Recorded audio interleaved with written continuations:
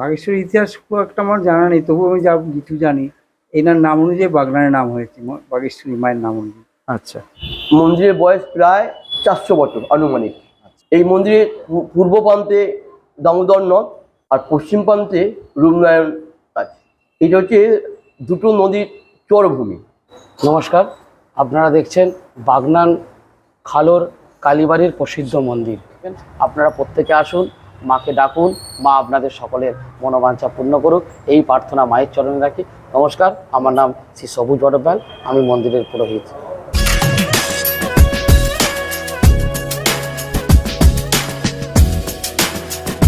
হাওড়া জেলার একটা জনপ্রিয় জনপদ হলো বাগনান, আর এই বাগনান নামকরণের ইতিহাসের সাথে জড়িয়ে রয়েছে বাঘেশ্বরী দেবীর কথা। শুধু বাগনান নামকরণের সাথে নন, দেবী বাঘেশ্বরী জড়িয়ে আছেন বাগনানের প্রাচীন সংস্কৃতি ও ভাবাবেগের সাথে। প্রায় 400 বছর আগে বর্তমান বাগনানের কাছারিপাড়া এলাকার পূর্ব ও পশ্চিম দিক দিয়ে প্রবাহিত হতো যথাক্রমে দামোদর ও রূপনারায়ণ। এই দুই নদের চরভূমি ছিল জঙ্গলাকীর্ণ ও ব্যাঘ্র সংকুল। বাঘের আক্রমণে এখানে প্রায়শই প্রাণ যেত স্থানীয় মানুষের। এই বাঘের হাত থেকে রক্ষা পেতেই উভয় নদের চরে দক্ষিণ রায়, বনবিবি ও বাঘেশ্বরী দেবীর আরাধনা শুরু হয়। শোনা যায় ঊনবিংশ শতাব্দীর শেষের দিকে ব্রিটিশদের রাজত্বকালে স্থানীয় জমিদার গোপাললাল শীল নদীর চর থেকে বাঘেশ্বরী দেবীকে তুলে এনে মন্দিরে প্রতিষ্ঠা করেন। পরে তিনি কাছারিপাড়া এলাকায় প্রতিষ্ঠা করেন বাঘেশ্বরী ও বৃন্দাবন মন্দির। পরবর্তীতে স্থানীয় মানুষের উদ্যোগে এই মন্দির সংস্কার করা হয়েছে। আমার নাম গোকুল চক্রবর্তী। আচ্ছা, বাগেশ্বরীর ইতিহাস খুব একটা আমার জানা নেই, তবুও আমি যা কিছু জানি এনার নাম অনুযায়ী বাগনানের নাম হয়েছে, বাগেশ্বরী মায়ের নাম অনুযায়ী। আচ্ছা, অরিজিনাল যে মন্দিরটা ছিল সেটা ভগ্নপ্রাপ্ত হয়ে গেছে, তারপরে এটা রিকনস্ট্রাকশন হয়েছে। আচ্ছা, এর আগে যে মন্দির ছিল এটা ভেঙে ফেলা হয়েছে, আচ্ছা, ভেঙে ফেলে নতুন করে মন্দির তৈরি করে একে পুনরায় অধিষ্ঠান করা হয়েছে। আচ্ছা। অ্যাকচুয়ালি এনার মন্দির ছিল আগে, এই দেবী ছিলেন আগে বৃন্দাবন বলে একটি বৃন্দাবন মন্দির আছে, হ্যাঁ, হ্যাঁ। সেটা প্রায় ভগ্ন, প্রায় একবারে ভগ্ন। আচ্ছা, কোন দেবতা সেখানে নেই, তাদেরকে এখানে তুলে নেওয়া হয়েছে। আচ্ছা, গোপাল বলুন, রাধাকৃষ্ণ বলুন, আচ্ছা, তাদেরকে সব এখানে এনে রাখা আচ্ছা, হয়েছে। আচ্ছা, ওখানে আর পূজার্চনা হয় না, কিন্তু মন্দিরটা এখনো আছে, আচ্ছা, তবে ভগ্ন প্রায়। আচ্ছা। এইটুকুই আমার জানা, এইটুকুই বলি। আরবি শব্দ নান কথার অর্থ চরভূমি। নদীর নান অর্থাৎ চরে বাঘেশ্বরী দেবীর পূজা হওয়ায় এই এলাকাকে বাগনান বলা হতো, যা পরবর্তীতে অপভ্রংশ হয়ে বাগনানে পরিণত হয়েছে। আজকে আসছি এই বাগনানেরই খালোরে অবস্থিত প্রায় 400 বছরের পুরানো একটি বিখ্যাত কালী মন্দিরে। এখানে আপনারা আসবেন কিভাবে, কি কি দেখার আছে, পূজার সূচি থেকে প্রসাদ বুকিং প্রসেস, প্রায় সমস্ত কিছু ডিটেলস ইনফরমেশন থাকছে আমার এই ভিডিওতে। কাজেই ভিডিওটা শেষ পর্যন্ত দেখার জন্য অনুরোধ রইল। নমস্কার, আমি সুভাষ, আর আপনারা দেখছেন এনিহোয়ার। আমার চ্যানেলটি সাবস্ক্রাইব ও শেয়ার করে সঙ্গে থাকুন, দেখতে থাকুন। হাওড়া থেকে মেছেদা, মেদিনীপুর, পাঁশকুড়া ও খড়গপুরগামী বহু লোকাল ট্রেন আছে, যার কোনো একটিতে চড়লে আপনারা অনায়াসেই 1 ঘন্টা 10 মিনিটের মধ্যেই পৌঁছে যাবেন বাগনান স্টেশনে। এই স্টেশন থেকে মন্দিরের দূরত্ব প্রায় 1 কিলোমিটার।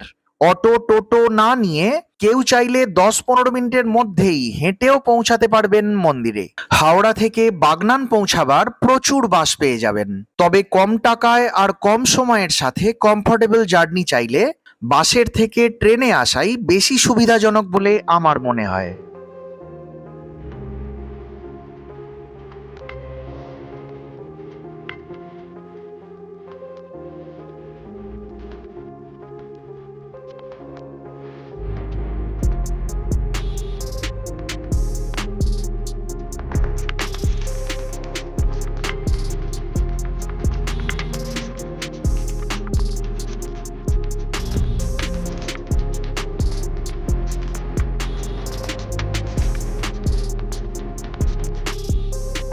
সকাল 10টায় পৌঁছে গেলাম মন্দিরে। মন্দিরের সামনেই রয়েছে গাড়ি পার্কিং জোন, যেখানে পার্কিং এর জন্য কোনো চার্জ দিতে হয় না। চলুন মন্দিরের ভিতরে যাওয়া যাক।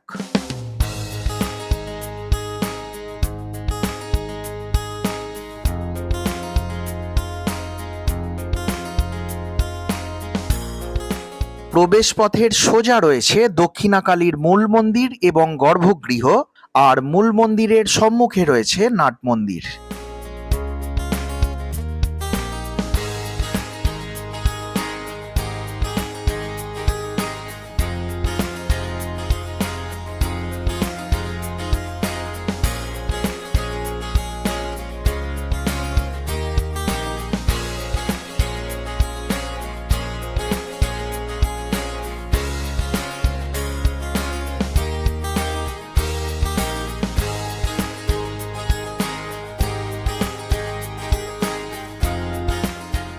বর্ধমান রাজ কন্দর্প নারায়ণ রায় এই কালী মন্দির ও মূর্তির প্রতিষ্ঠাতা বলে জনশ্রুতি আছে, যদিও কালচক্রে সেই মন্দির ও মূর্তির চিহ্ন মাত্র এখন আর নেই। বর্তমান মূর্তি ও মন্দিরটি হলো এই পরম্পরার তৃতীয় সংস্করণ।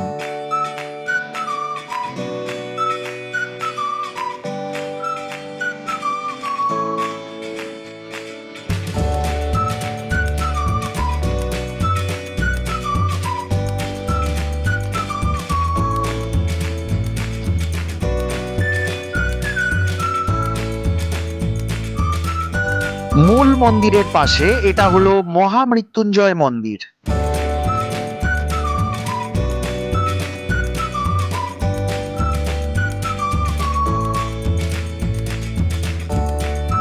রয়েছে ধর্মরাজের মন্দির, যা মূল মন্দির চত্বরের বাইরে অবস্থিত। মহামৃত্যুঞ্জয়ের বিপরীতে অবস্থান করছেন বাবা বুড়ো শিব।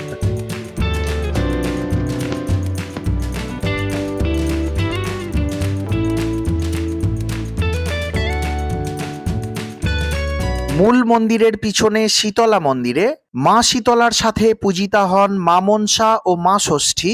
সঙ্গে রয়েছেন নিত্য পূজিত বাবা জরাসুর।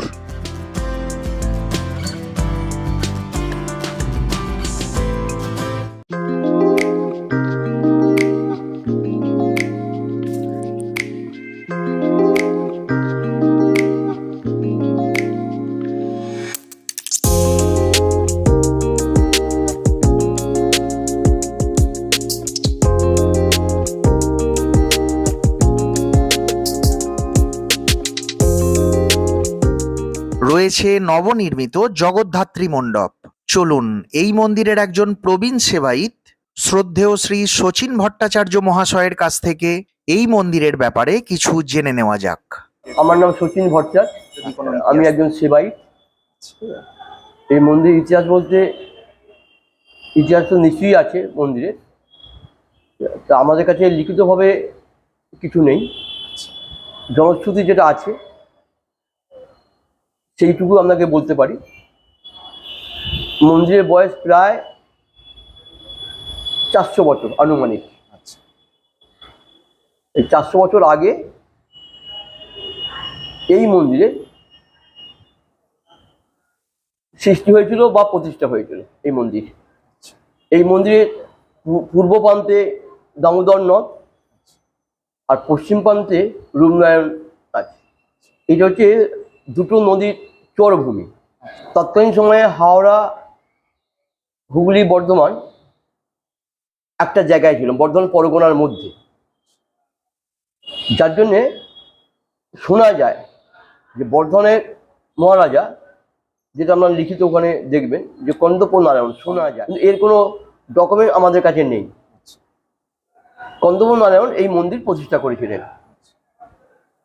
এবং যেহেতু তার জমিদারি ছিল, এই জমিদারিতে প্রতি কার্তিক মাসের অমাবস্যায় উনি আসতেন, প্রজাদের নিয়ে এখানে অস্থায়ীভাবে মায়ের পুজো করতেন আর নদীতে ভাসান দিয়ে চলে যেতেন। এটা দীর্ঘদিন চলার পর মায়ের স্বপ্নাদেশ ওনার ওপর হয়, যদি এতদিন এখানে আসছিস যাচ্ছিস, আমাকে পুজো করছিস, ভাসান দিয়ে চলে যাচ্ছিস, আমাকে তুই এখানে প্রতিষ্ঠা কর, আমি এখানে থাকতে চাই। ওনার নির্দেশ পাওয়ার পর উনি এখানে মূর্তি প্রতিষ্ঠা করেন এবং মন্দির তৈরি করেন। বর্তমান যে মূর্তি আমরা দেখছি এটা আমাদের 3 নম্বর মূর্তি, তৃতীয় সংস্করণ। তৃতীয় সংস্করণ। এর আগে দুটো মূর্তি কালের অবক্ষয়ে নষ্ট হয়ে যায় এবং দ্বিতীয় মূর্তি নষ্ট হয়ে যাওয়ার পর তৎকালীন যিনি ব্রাহ্মণ ছিলেন মন্মথনাথ গাঙ্গুলি, উনি মায়ের কাছে সমাদেশ পান যে আমি এখানে দারু মূর্তিতে থাকতে চাই, আমাকে দারু দিয়ে মানে কাঠ দিয়ে মূর্তি তৈরি করে দিচ্ছি।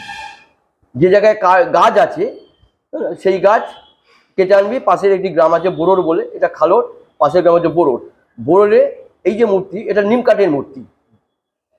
মায়ের পা থেকে মুকুট পর্যন্ত একটা কাঠ, হাতগুলো খিলেন, মানে 8.5 থেকে 9 ফুটের এত বড় কালী মূর্তি কাঠের, সারা বাংলায় আপনি পাবেন না, বাগনান কালীবাড়ি ছাড়া। এটা হচ্ছে বৈশিষ্ট্য। এত বড় কাঠের কালী মূর্তি সারা বাংলায় এটা পাবেন না, শুধু বাগনান খালোরের কালী মূর্তি। এটা 3 নম্বর মূর্তি। এবং জমিদারি তৎকালীন সময়ে এই দেবত্ব রক্ষণাবেক্ষণের জন্য 365 বিঘে সম্পত্তি দিয়ে গেছিল। আচ্ছা প্রজাসত্ব বিলি, প্রজাদের তৎকালীন সময়ে প্রজাসত্ব বিলি ছিল, দিয়ে গেছিল। বাউন কামার নাপিত কুমোর বিভিন্নভাবে বিলি টিলি করে গেল। সেই প্রথাটা চলে আসছিল। তারপর রাজেন্দ্র প্রথা বিলোপের পর, জমিদার প্রথা উচ্ছেদের পর সবটাই কালের নিয়মে যেটা ব্যক্তিগত মালিকানায় পরিণত হয়ে যায়। শুধু মন্দিরটুকু ছিল, পুরনো একটি নাট মন্দির ছিল। তাকে পরবর্তী পর্যায়ে আমরা এটাকে মানুষের সহযোগিতায়, এখানকার মানুষ বা বাইরের বহু ভক্ত এখানে আছে মায়ের কাছে, তাদের সহযোগিতায় আমরা মন্দিরটা সংস্করণ করি। আমরা যে পাশে সামনে যে নাট মন্দির দেখছি, এই নাট মন্দিরটা নবরূপে আমরা নির্মিত করি। আগে এটি পুরনো নাট মন্দির ছিল। তৎকালীন জমিদার ছিল নবগ্রামের জমিদার ঈশানচন্দ্র দত্ত, সতীশচন্দ্র দত্ত, তাদের সৃষ্টি করা। কিন্তু কালের নিয়মে নষ্ট হয়ে যায়। আমরা তাদের কনসেন্ট নিয়ে এই নতুন নাট মন্দির তৈরি করি। এবং এটা যে তৈরি হয়েছে, এটা তৎকালীন প্রতিরক্ষা মন্ত্রী প্রণব মুখোপাধ্যায় তার আর্থিক আনুকূল্যে সেটা। এবং আমরা যে বর্তমানে মন্দির দেখছি, এই মন্দির এতটা ছিল না। এটা আমাদের সংস্কারের ওপর এসেছে। এবং আমাদের বিধায়ক এবং এখানকার বিশিষ্ট ব্যবসায়ীবৃন্দ এবং তথা সর্বোপরি মানে ভক্তবৃন্দের সহযোগিতায় আমরা এই মন্দিরটাকে এই জায়গায় আনতে পেরেছি। এবার এখানকার উৎসব বলতে কার্তিক মাসে কালী পুজো, মায়ের উৎসব।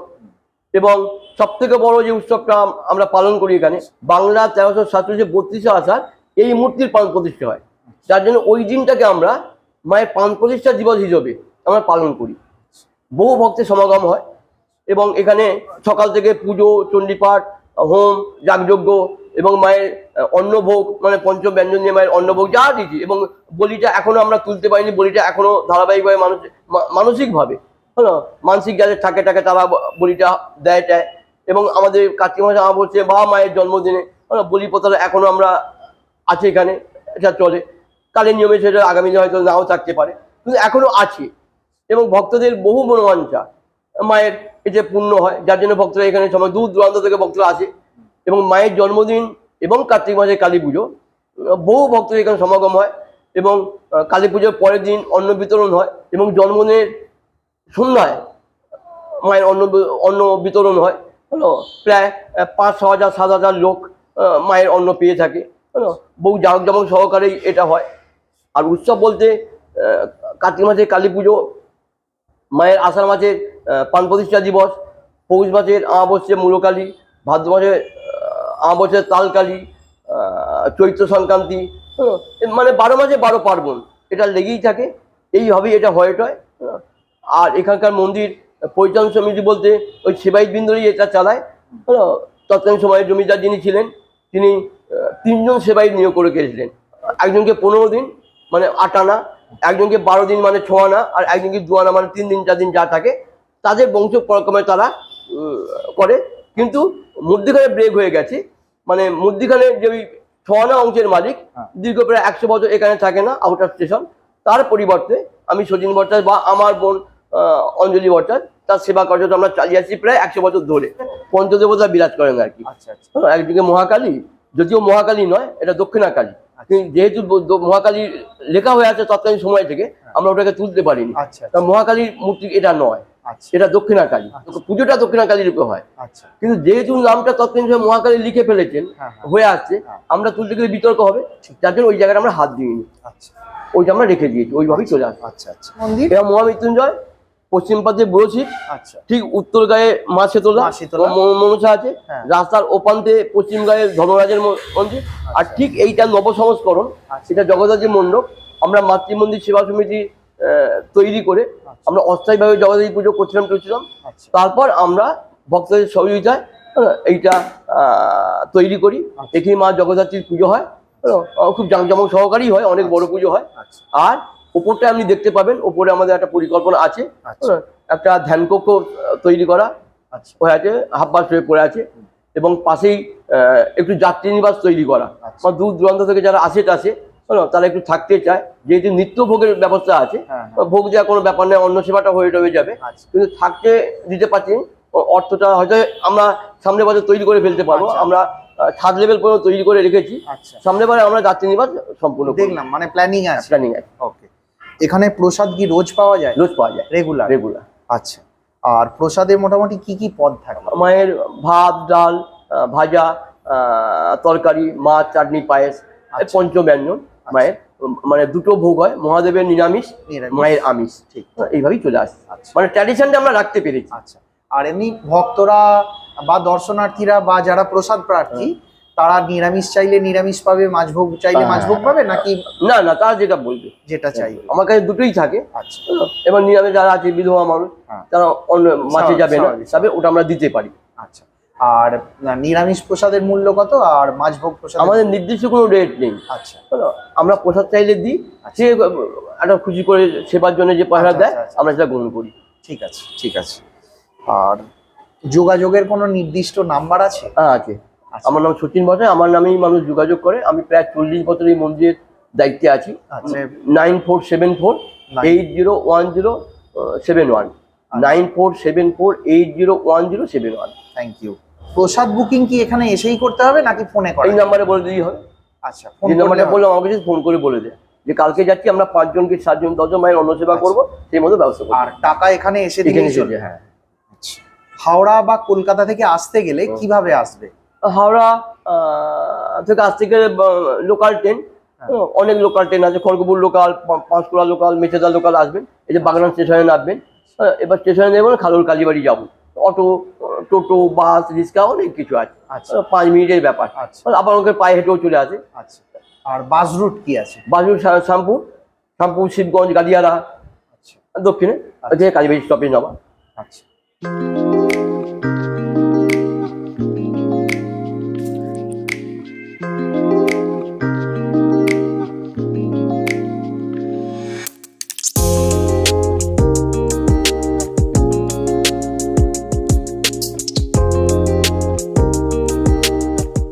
আজকে শনিবার, মায়ের পূজার জন্য বিশেষ দিন, তাই মন্দিরে পূজা দেবার ঢল ছিল যথেষ্টই। প্রায় 8.5 ফুট লম্বা এই প্রাণবন্ত কালী মূর্তির দিকে তাকালে ভয় ও ভক্তি দুটোই আসবে। চলুন আরো কিছু জেনে নেওয়া যাক এই মন্দিরেরই একজন পুরোহিত শ্রদ্ধেয় শ্রী সবুজ বটব্যাল বাবুর কাছ থেকে। নমস্কার, আমার নাম শ্রী সবুজ বটব্যাল, আমি এই মন্দিরের পুরোহিত। আপনারা দেখছেন বাগনান খালোর কালীবাড়ির প্রসিদ্ধ মন্দির।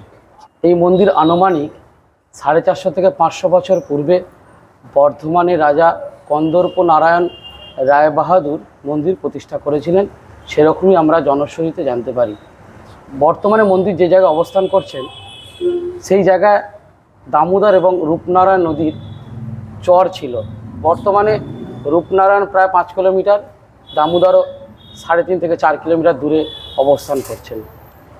450 বছর পূর্বে বর্ধমানের রাজা বাণিজ্যিক সূত্রে এদিকে যাওয়ার সময় তিনি এই জায়গায় নিত্য পুজো করতে আসতেন, বাৎসরিক পুজো করতেন এবং পরবর্তী সময় তিনি স্বপ্নাদেশকৃতভাবে এই মন্দির স্থাপন করেন। যে মূর্তি আপনারা দেখতে পাচ্ছেন সেই মূর্তিটি একটি নিম কাঠের মূর্তি। এই মূর্তির 3য় সংস্করণ।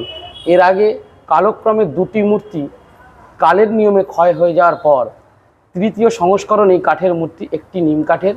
এই মূর্তি স্বপ্নাদেশকৃত মূর্তি। এই মূর্তি যিনি তৈরি করেছিলেন, এই মূর্তি তৈরি করার পর তিনি প্রাপ্তি হয়ে যান, অর্থাৎ মারা যান। আর কোনো মূর্তি তিনি গড়তে পারেননি। বহু পুরনো প্রথা, যেমন মূলকালীর মেলা, তালকালীর মেলা, আমরা এখনও সেই প্রথা মেনে নিষ্ঠার সঙ্গে আমরা পালন করে আসছি। ভাদ্র মাসের অমাবস্যা অর্থাৎ কৌশিকী অমাবস্যায় আমাদের তাল দিয়ে পুজোর রেওয়াজ বা প্রথা এখনও আমরা চলছে। পৌষ মাসের অমাবস্যায় মূলকালীর মেলা হয় আমাদের এখানে। আমরা নিত্য ভোগ পঞ্চব্যঞ্জন সহযোগে মায়ের 1টা থেকে 1.5টার মধ্যে পঞ্চব্যঞ্জন সহযোগে ভোগ নিবেদন করি এবং বলি প্রথা এখনও আমরা বজায় রেখেছি। এবং নিত্য পূজা পাঠ 9টা থেকে মায়ের পূজা হয়, তারপর যাত্রীদের পূজা নিবেদন করা হয়। 5:30টা থেকে মায়ের সন্ধ্যা পূজা হয়, 6:30টা থেকে 7টা মায়ের আরতি হয় এবং 9টার সময় মায়ের মন্দির বন্ধ করা হয়। এটা তো নিত্যদিনের। তার সঙ্গে সঙ্গে বাৎসরিক মায়ের অমাবস্যা তো নিত্য পুজো থাকেই। তার সঙ্গে 31শে আষাঢ় বা 32শে আষাঢ় মাসের সংক্রান্তির দিনে মায়ের জন্মদিবস বা প্রতিষ্ঠা দিবস হিসেবে আমরা পালন করি। দীপান্বিতা অমাবস্যা অর্থাৎ কার্তিক মাসের যে অমাবস্যা, সেই অমাবস্যায় মায়ের বাৎসরিক পূজা হয়। তার সঙ্গে আমরা অনেক মাঙ্গলিক ক্রিয়া করি, যেমন উপনয়ন অর্থাৎ পৈতে, বিবাহ, অন্নপ্রাশন থেকে শুরু করে শ্রাদ্ধাদি কর্ম এবং মাঙ্গলিক ক্রিয়া বা মাঙ্গলিক দোষ, গ্রহদোষ প্রতিকার থেকে শুরু করে আমরা অনেক ক্রিয়াই এখানে সম্পন্ন করি। বহু দূর দূরান্ত থেকে মায়ের এখানে আসেন। মা খুবই জাগ্রত। মাকে যারা কায়মনোবাক্যে যা প্রার্থনা করে, মা তাদের মনোবাঞ্ছা সিদ্ধি করে। বহু দূর থেকে, পশ্চিমবঙ্গের বাইরে, উড়িষ্যা, ঝাড়খণ্ড, বিহার ইত্যাদি বাইরে থেকেও মায়ের কাছে পূজা নিবেদন করেন। আমাদের যারা এখানে আসতে পারেন না, তারা অনলাইনে মাকে পূজা নিবেদনের ব্যবস্থা আমাদের আছে। আমাদের নাম্বার আপনারা এই চ্যানেলে পেয়ে যাবেন, 8777352108। এই নাম্বারে আপনারা যোগাযোগ করলে অন্নভোগের ব্যবস্থা আছে। সকাল 9টার মধ্যে আপনারা যদি নাম নথিভুক্ত করেন, অবশ্যই অন্নভোগ পাবেন। এবং যারা বাইরে থেকে পুজো দিতে আসতে পারেন না, তারা ফোনের মাধ্যমে আপনারা যোগাযোগ করলে অবশ্যই আমরা আমাদের পূজা আমরা নিবেদন করিয়ে দেব। যারা আরও বিস্তারিত মায়ের কাহিনী বিবরণ জানতে চান, এই চ্যানেলটি সাবস্ক্রাইব করে রাখবেন।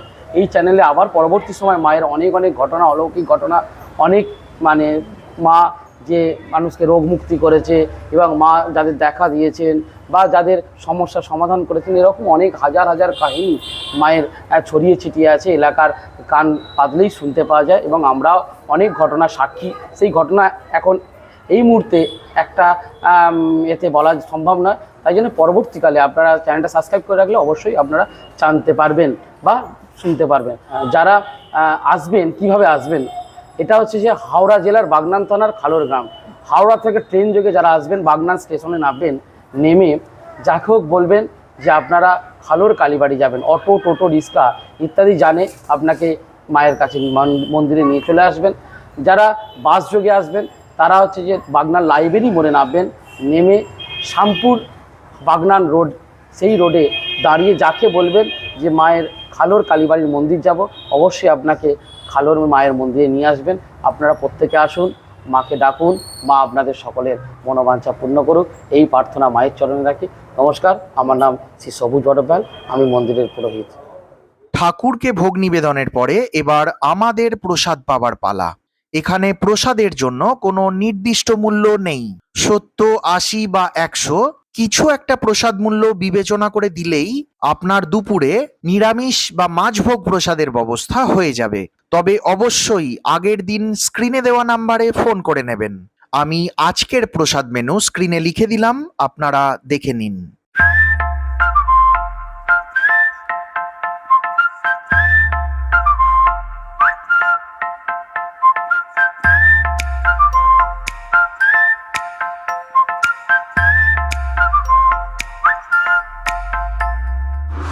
আজকে এই পর্যন্তই। পরের দিন হাজির হব আবার নতুন কোনো ভিডিওর সাথে। ভালো থাকবেন, সুস্থ থাকবেন, সাবধানে থাকবেন। নমস্কার।